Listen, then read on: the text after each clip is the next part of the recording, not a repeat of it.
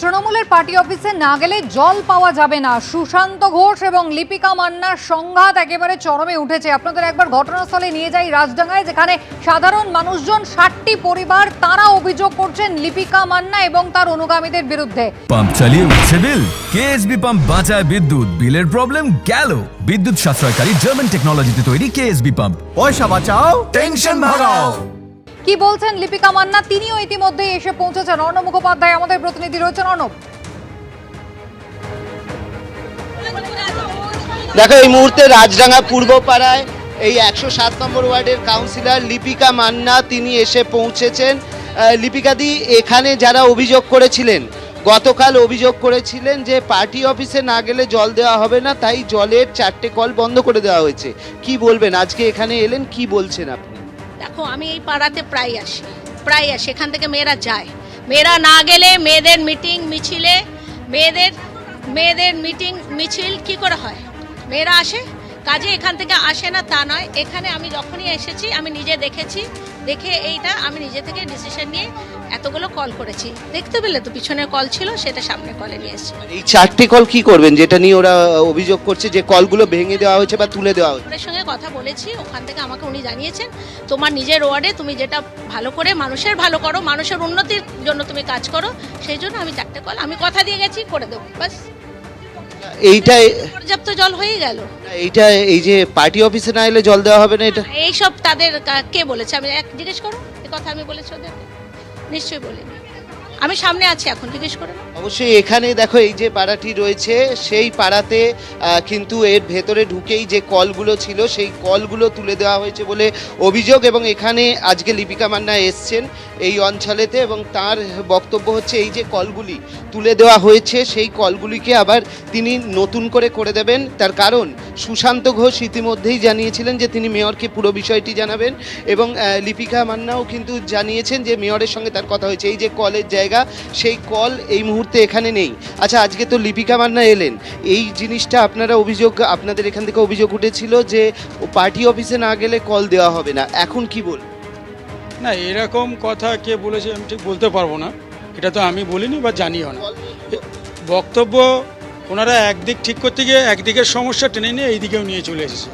ওইদিকে যখন কল ছিল না, ওইদিকে যারা বসবাস করে তাদের একটা সমস্যা ছিল, সেই দিকে সমস্যাটা মিটিয়েছে, এটা খুব ভালো কথা। কিন্তু দিদি যে এই দিকের পুরনো কলগুলোকে বন্ধ করে দেবে এটা আমরা ভাবতে পারিনি, কিন্তু একদিকের সমস্যা টেনে নিয়ে গিয়ে অবশ্যই এখানে যে কল সরিয়ে দেবেন সেটা তারা ভাবতে পারেননি। এই দেখতে পাচ্ছ এখানে কলের জায়গা ছিল, সেই কল তুলে দেওয়া হয়েছে।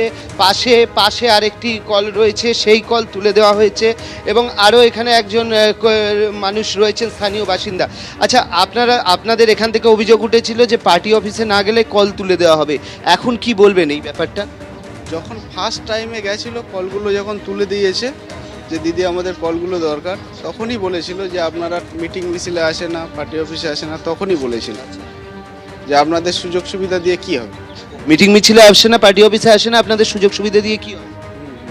তারপরে কি কল বন্ধ করে দেওয়া? তারপরে ভেঙে দিয়েছিল। তারপরে উনি যেটা বলছে 1 সপ্তাহ টাইম দিয়েছিল, আমরা বললাম যে আমাদেরকে একটু সময় দাও, বলছে হ্যাঁ সময় দিচ্ছি, আপনারা কাকে জানাবেন জানান, 1 সপ্তাহ পরে কল ভেঙে দেওয়া। আর এখন এসে যে বলছেন যে কল করে দেবেন, সেটাতে আপনারা কি ভরসা রাখছেন? সেটা তো একটা কাউন্সিলরের উপরে ভরসা রেখে তো দেখতে হয়। অবশ্যই কাউন্সিলর আজকে এসছেন এবং তিনি বলেছেন এই যে কলগুলো আছে সেই কলগুলো তিনি করে দেবেন। যদিও যেটা দেখা যাচ্ছে যে এখানে স্থানীয় বাসিন্দারা তারা বললেন যে মিটিং মিছিলে না গেলে তাহলে তাদেরকে সুযোগ সুবিধা দিয়ে কি করা হবে। এখানে কাউন্সিলরও রয়েছেন, আমরা তার কাছেও যাওয়ার চেষ্টা করব। তিনি কিন্তু এই সমস্ত অভিযোগই অস্বীকার করেছেন, এবং এখানে স্থানীয় বাসিন্দারা তারা রয়েছেন, তাদের কাছে আজকে এসছেন। এই অঞ্চলে যে অঞ্চলটি যেখানে কল ভেঙে দেওয়া হয়েছিল সেখানে এসছেন লিপিকা মান্না। আমরা দেখতেও পাচ্ছি যে তিনি এই মুহূর্তে এখানে এসছেন এবং তিনি কথা বলছেন স্থানীয় বাসিন্দাদের সঙ্গে। এই জায়গায় নতুন করে তোমাকে দেখাবো, এখানে যে নতুন করে কাউন্সিলর যেটা বলছেন যে এই জায়গাতে নতুন করে তারা কল তৈরি করছেন। তো স্বাভাবিকভাবে নতুন করে যখন তারা কল তৈরি করছেন সেই কারণেই পুরনো কল তাদের ভেঙে দেওয়া হয়েছে, এরকমটাই তাদের বক্তব্য। একেবারে এখানে জানতে চাইবো যে 15 দিন ধরে এই গরমের মধ্যে জল পাচ্ছেন না, স্থানীয় মানুষরা অভিযোগ করছেন, সেক্ষেত্রে আগে কল তৈরি করে তারপরে কেন কলটা ভাঙা হলো না? আগেই কলগুলো ভেঙে দেওয়া হলো, এলাকার মানুষ তো সমস্যায় পড়ছে। লিপিকাদি, একটা জিনিস জানতে চাইবো যে একটা অভিযোগ এরা করছেন, একটু আগেও করলেন যে মিটিং মিছিলে না গেলে এলাকায় সুবিধে দিয়ে আপনাদের কি করব, এইটা আপনি বলেছেন। দেখো, এটা তার সম্পূর্ণ ব্যক্তিগত ব্যাপার। মিটিং মিছিলে সে আসছে কি আসছে না সেটা তার ব্যক্তিগত ব্যাপার।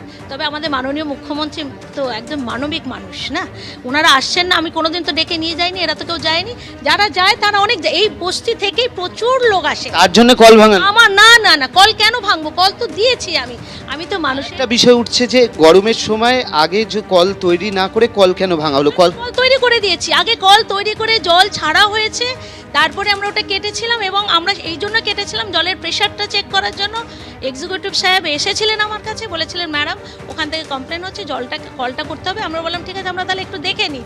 এবং জিনিস বলছে যে সুশান্তদার আমলে হয়েছিল আর লিপিকা মান্না মানে দাদার আমলে হয়েছিল, দিদির আমলে তুলে দেওয়া হলো। না, আমলে না, এটা সময়ের সাথে এগোচ্ছে। তখন 20 জন লোক ছিল, 4টে কল ছিল, এখন 65টা ঘর হয়েছে, 28টা কল হলো, 24টা ছিল, করে দিয়েছি 24টা কল যেগুলো তুলেছেন করে দেবো, 4টে করে দেবো। আজকে লিপিকা মান্না এখানে এসছেন এবং তিনি এলাকার মানুষদের বলেছেন যে এই খাল পার ধরে ইতিমধ্যেই তিনি অনেকগুলো কল করেছেন হ্যাঁ। এবং এই 4টে যে কল যেটা নিয়ে বিতর্ক হয়েছে সেই 4টে কল আবার তিনি করে দেবেন, এখানে এসে প্রতিশ্রুতি দিয়েছেন। তার এ ব্যাপারে মেয়রের সঙ্গে কথাও হয়েছে, এমনটাই তিনি জানিয়েছেন।